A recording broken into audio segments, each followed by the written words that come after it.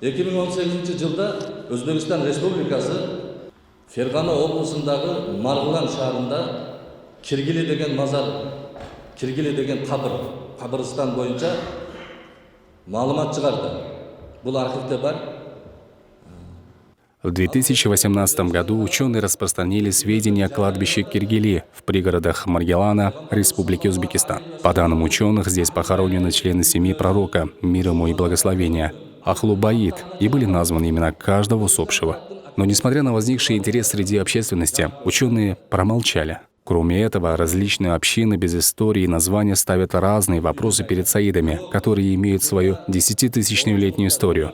Этим они в буквальном смысле надоедают нам. Хорошо было бы, если узбекистанские ученые, которые распространяли данные сведения, ответили бы им по существу. Мы были бы только благодарны им, если бы они вели такую же работу, как наши академики.